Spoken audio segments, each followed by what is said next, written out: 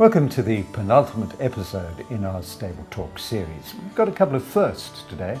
First time down in Port Elizabeth, and the first time that we've had a lady trainer on the programme. The lady in question, none other than Yvette Bremner. Yvette, growing up, were you a horsey girl? Oh, absolutely. I loved it. I loved horses from the beginning. I probably got it from my dad. He loved horses more than anything, and I think in a way I probably lived out his dream. But now what I read doing some background research was that you were never really into the show jumping and showing scene. No. You're a speed queen. Yes. Yes. And I loved racing, and when I got the job with Mr. Greef, I think I was there for about a month, and he said it's about time I started riding work. And I was nervous, I won't lie. And when I rode my first horse, I said this is what I want to do. I just loved it.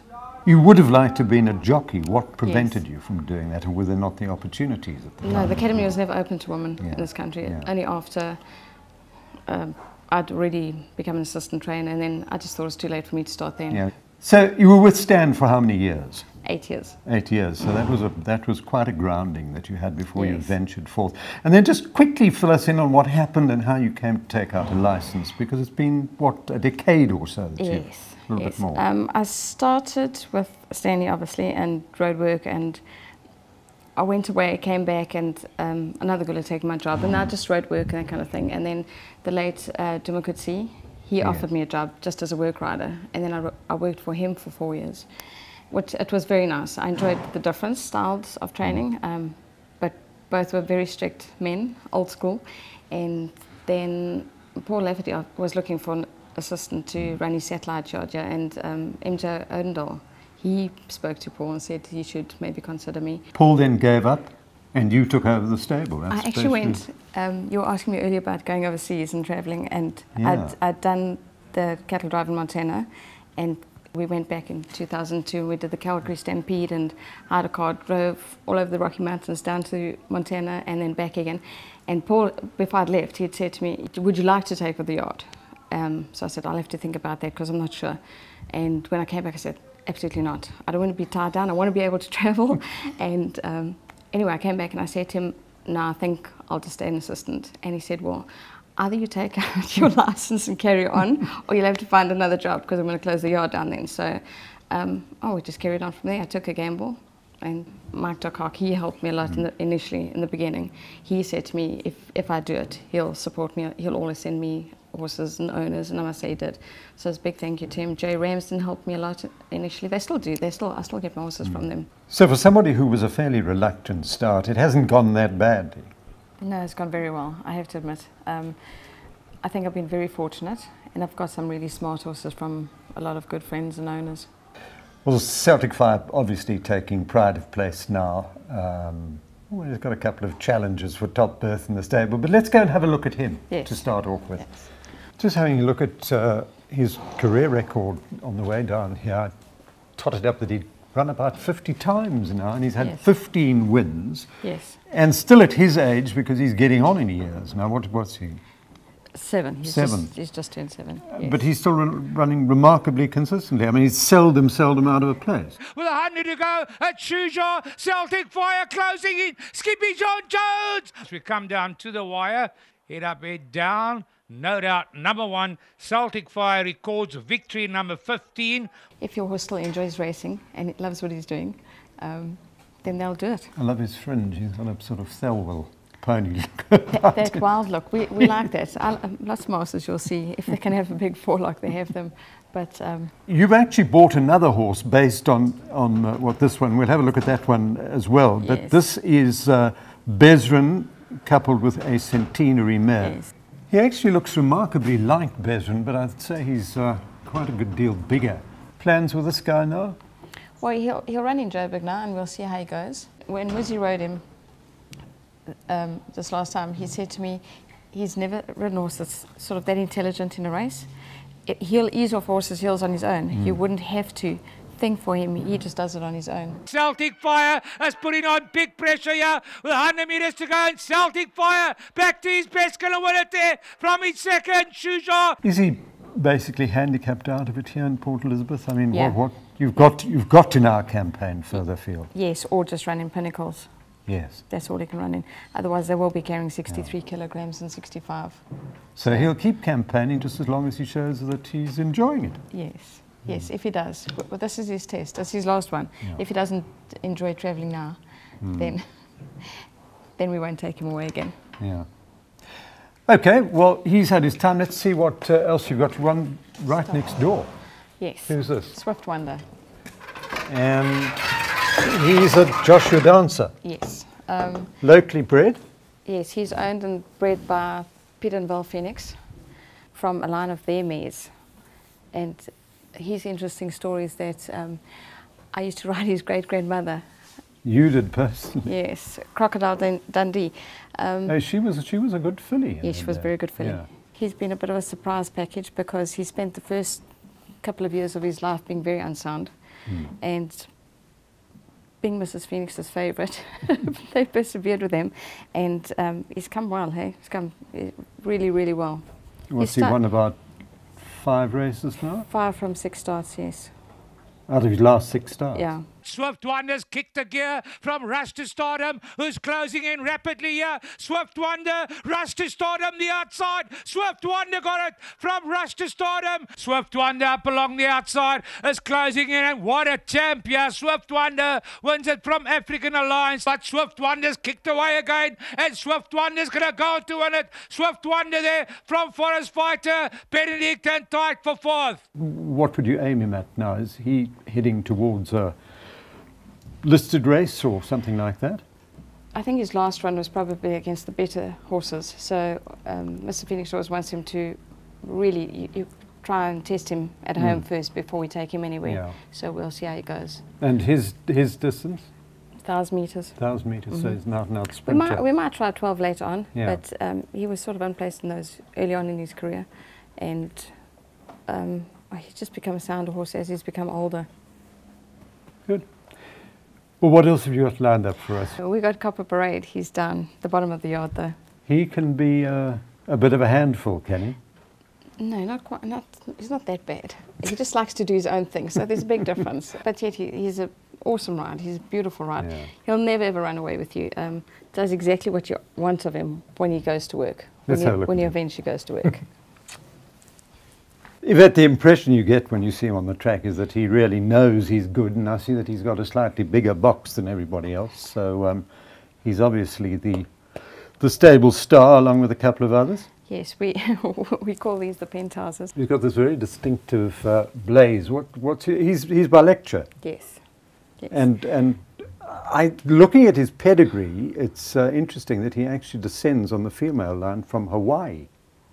Well, the Parkers are very, very good. Rosen actually very good on their bloodlines and how they buy horses and import stallions, and they've always got that all covered when they import a stallion. So I think he's done well for them. Unfortunately, I think some of the trainers just got into the lectures because they're precocious. They're maybe a little bit too hard on them in the early parts of their careers. If they just gave them their time, they would have probably done better. Yeah, I think you're right, because there have been some that have been sensational 2-year-olds and then not carried on with those careers. His forte is definitely sprinting. Yes. And you've had him feature placed in a couple of races. Yes. They're coming to the closing stages, and Copper Parade kicks clear here with 100 metres to go, and Copper Parade is going to win it quite comfortably. Caporite will get second. They wanted to try him over a mile. That's obviously why he came to us from Joey. Just maybe a weaker centre where he could get a chance at cracking a mile, but he doesn't stay. Anyway, so he's off to Johannesburg, and the sort of field he's going to be bumping up there, do you think he's going to be really competitive? Muzi had a look at the field, and he's quietly confident. He says they're good horses to follow, that he can follow, that are in there, and that's what he wants. He wouldn't mind having just a soft lead and running on from there. Copper Parade is next. Be Assured got 5 to make up. Magico's also got work to do into the last 150. Jade Bay and Valberg. It's difficult to tell. Copper Parade. Tartan's up to off the left-hand side as well. Copper Parade finishing well. So too is Magico on the near side. Copper Parade from PE has done it. Second goes to Magico. Desert Chic has taken off and may have just run third ahead of Jade Bay. His photos for Mana Money. But PE again do the job as Copper Parade wins. Congratulations to the PE team. Number 5, Copper Parade, returns into the winner's enclosure. 6-year-old gelding by Lecture out of Copper Horizon by Al Mufti. He was bred by the Ascot stud. Winning owners Headley McGraw and the Optima Trust nominee Mrs. Val Phoenix. They all hear from PE. Yvette, you've been a long time EPOL supporter. Any particular reason for that? Whenever something new comes on the market, you obviously want to give it a bash to see if you can improve somewhere along the line. But I've always gone back to EPOL, and the last time I went back to EPOL I actually said I'm never going to change again, because it takes so much time out getting your horses accustomed to new feed. You find that it doesn't really work for you, it doesn't work for your horses. Going back to EPOL, and so the last time I did it I said I'll never change again. Do you use various EPOL products or one? No, a variety. Yeah. We use the Leisure, the Mallard, the racing mixture. What do you think the real advantages are that EPOL presents to you? I've just found when I've fed EPOL, the horses just keep their condition easier. You can really give them good workouts and raise their fitness level, and their condition stays. I don't necessarily mix the food, but I do. The fillies, if the protein levels are too high, I tend to keep them on a low protein level, and we've had horses that have actually changed their stride from being absolutely muscle bound to becoming more streamlined and freer moving. I mean, some of those fillies, I've just kept them on the Leisure, the rider, and they've won their races on it, so it's got to be good. Do you feed any kind of supplements? Obviously you've got to feed roughage and that sort of thing. Yeah, I'm a big Ote fan, thanks to Peter Miller. We do feed a little bit of Lucerne just early in the mornings, and EPOL's got their own vitamin mix, the balancer, and we feed that. And then just as an extra, we all like our ice creams and desserts. They get a scoop of oats. So the garnishing is always good here? Yes, it is. Well, it's time now to have a look at EPOL's helpful hint for the week. Fat is used up by the horse during training at slower speeds and can actually help to increase muscle stores of glycogen and reduce its rate of depletion during exercise. Adding some fat to the diet helps increase the capacity of the fuel tank and makes it last longer with less potential for anaerobic lactic acid formation. This means the fuel supply will not be suppressed as much by the accumulating lactic acid in the rapidly contracting muscles. The added advantage for horses working under hot, humid and tropical conditions is that the heat waste from hindgut fermentation is reduced because fat is digested in the small intestine. However, don't expect to see the benefits straight away, and it can take up to 3 months of extra fat in the diet before you gain the full benefit of more home straight power and endurance. Okay, so things are now fairly well set up and well established. You've got, what, 2 barns or 3? 2.5 barns. We've got 70 horses. Yeah, and is that for you a manageable number? I could do with the extra 12 boxes because just with the 2-year-olds coming in and when the mares start going to stud, that rotation, it just helps the overflow. This is the big horse you were talking about a little bit earlier. Yes. Briar King, who is totally unlike the other bears. Completely. I think he probably would... My goodness, he is vast. He's huge. And he's only just turned 3 on Saturday. He looks a bit gate crasherish to me. But a sound horse gives you no problem? Lovely sound horse. He's lightly raced at this stage as a 3-year-old, is he? Well, you know what, to be fair to him, we shouldn't have run him as a 2-year-old because he's this big. But because he's never had a soundness issue, he's gone fairly well. Getting licked all over. So he's a one-time winner at this stage, and last time out I seem to think that he actually ran a pretty decent race for a horse first time out of the maidens. Yes, he ran on Friday. Yes. In the feature race. Oh, did he? Yes, it was short for him, being a mile, because he won at 18, and I think he wants further. So he'll probably be up and coming Derby horse, because that will probably be his aim. Yeah, with 150 to go, Briar King is holding on to win it here. Briar King wins it there from in second place where Gypsy Lane. Well, he's a combination of gatecrasher and far lap, so let's hope that he lives up to his looks. Yes. Hey, boy. Well, Yvette Bremner might have been the reluctant debutante when she first started out training. That was in 2002, but she's certainly no wilting violet now. She's a lady with forthright opinions, but one who certainly knows her business. We wish her well in achieving the 70 winners at least that she's set out to train during the current season. Join us again in a fortnight's time when we'll be featuring the last in our current series, when we'll be chatting to none other than Mike de Kock, who's been so instrumental in the formulation of EPOS feeds. If you've missed any of our programs, you can catch up with them on Facebook. We'll see you in a fortnight's time.